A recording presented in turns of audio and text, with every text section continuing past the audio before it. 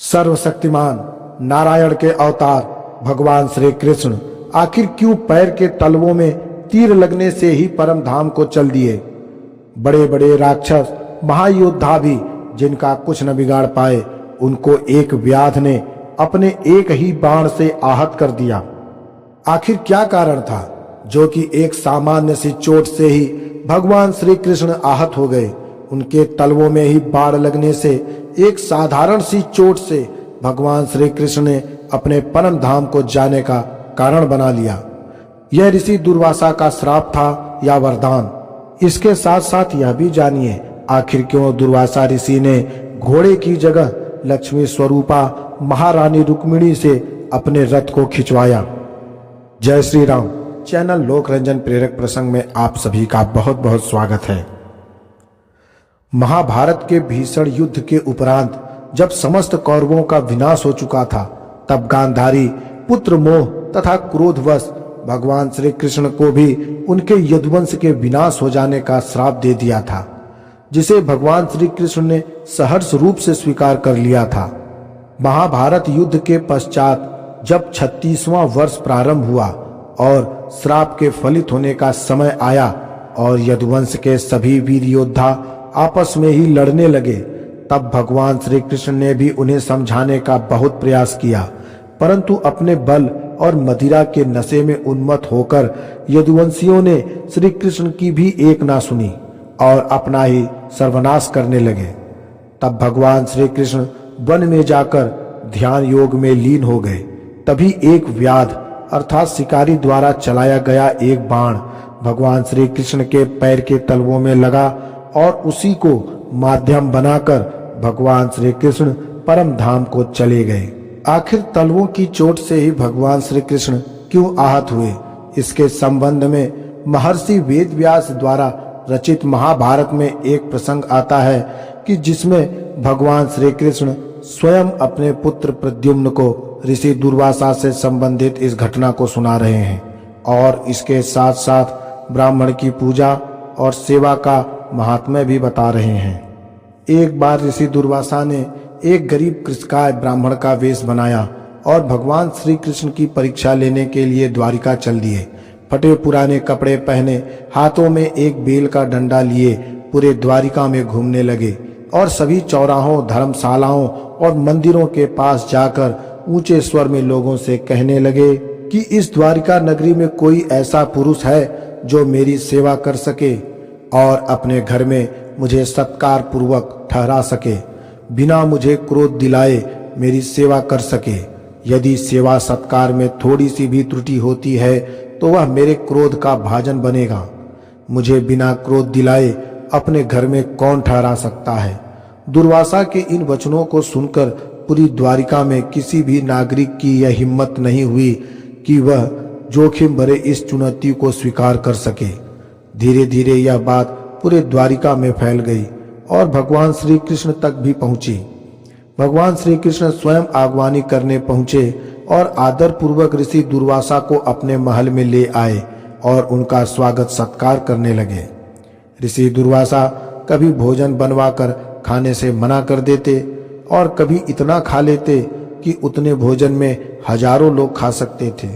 कभी थोड़ा ही खाकर घर से निकल जाते और शाम तक भी नहीं लौटते।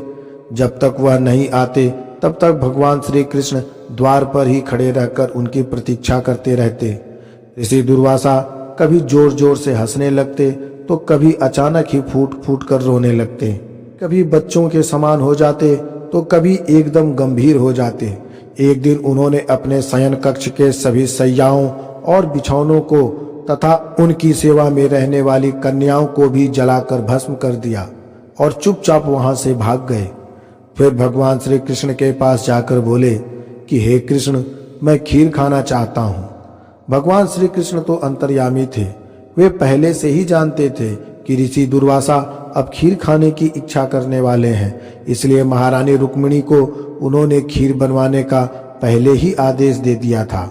महारानी रुक्मिणी खीर लेकर आईं और ऋषि दुर्वासा को ग्रहण करने के लिए निवेदन करने लगी। ऋषि दुर्वासा ने थोड़ी सी खीर खाई और फिर भगवान श्री कृष्ण से बोले कि हे कृष्ण, इस खीर को शीघ्र ही अपने सारे अंगों में पोत लो। भगवान श्री कृष्ण ने बिना कोई प्रश्न किए अपने सारे अंगों में ऋषि दुर्वासा की जूठी खीर पोतने लगे। इसके साथ साथ महारानी रुक्मिणी को भी खीर पोत दिए। महारानी रुक्मिणी के सारे अंगों में खीर लगी हुई थी। उसी अवस्था में ऋषि दुर्वासा ने महारानी रुक्मिणी को रथ में जोत दिया और उसी रथ पर सवार होकर महल से निकलकर राजमार्ग पर आ गए। उस समय दुर्वासा अपने तेज से अग्नि के समान प्रकाशित हो रहे थे। उन्होंने जैसे घोड़े पर कोड़े चलाए जाते हैं उसी तरह महारानी रुक्मिणी पर भी चाबुक के द्वारा प्रहार करने लगे। उस समय भगवान श्री कृष्ण और महारानी रुक्मिणी दोनों के चेहरे पर कोई दुख और क्रोध के भाव नहीं आए। दोनों मुस्कुराते ही रहे। इस दृश्य को देखकर समस्त यदुवंशी क्रोधित हो रहे थे। उन्हें महारानी रुक्मिणी की और भगवान कृष्ण की यह दशा देखकर ऋषि दुर्वासा पर क्रोध आने लगा था, परंतु भगवान श्री कृष्ण ने सभी को आंखों के इशारे से शांत रहने को कहा। तभी महारानी रुक्मिणी लड़खड़ाने लगी और गिर पड़ी। ऋषि दुर्वासा क्रोध में आकर महारानी रुक्मिणी पर चाबुक बरसाने लगे और रथ से कूदकर दक्षिण दिशा की ओर भागने लगे। उनके पीछे पीछे भगवान श्री कृष्ण भी अपने शरीर में ऋषि दुर्वासा की जूठी खीर लपेटे हुए भागने लगे और प्रार्थना करने लगे कि हे भगवान प्रसन्न होइए। तभी ऋषि दुर्वासा रुके और प्रसन्न होकर भगवान श्री कृष्ण से कहने लगे कि हे महाबाहु श्री कृष्ण, तुमने स्वभाव से ही क्रोध को जीत लिया है। मैंने तुम्हारा कोई भी अपराध नहीं देखा। मैं तुम पर प्रसन्न हूँ, अतः आज मैं तुम्हें तुम्हारी सेवा का फल देता हूँ।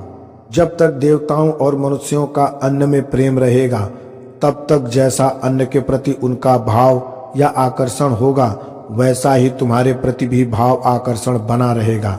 तीनों लोकों में तुम्हारी पुण्य कीर्ति अमर रहेगी और त्रिभुवन में तुम प्रधान बने रहोगे। सभी मनुष्यों के परम प्रिय बने रहोगे। हे कृष्ण, मैंने जो जो वस्तु तुम्हारी तोड़ी या जलाई है वह सब तुम्हें पहले से भी अच्छी अवस्था में प्राप्त होगी। हे कृष्ण, तुमने अपने सारे अंगों में जहाँ तक खीर लगाई है वहां तक के अंगों में चोट लगने से तुम्हें मृत्यु का भय नहीं रहेगा। तुम जब तक चाहोगे अमर बने रहोगे। परंतु यह खीर तुमने अपने पैरों के तलवों में नहीं लगाई। तुमने ऐसा क्यों किया यह कारण मैं नहीं जानता, इसलिए तलवों में लगी चोट ही तुम्हारे मृत्यु का कारण बनेगी। महारानी रुक्मिणी को भी आशीर्वाद दिया और उन्हें संपूर्ण स्त्रियों में उत्तम कीर्ति वाली तथा बुढ़ापा और कांतिहीनता से विहीन रहने का आशीर्वाद दिया। इसलिए ही व्याध का तीर जब भगवान श्री कृष्ण के तलवों में लगा तब उनके परम धाम जाने का कारण बना। ऐसे ही पौराणिक धार्मिक रहस्यों को सुनने के लिए हमारे चैनल लोकरंजन प्रेरक प्रसंग को सब्सक्राइब अवश्य करें।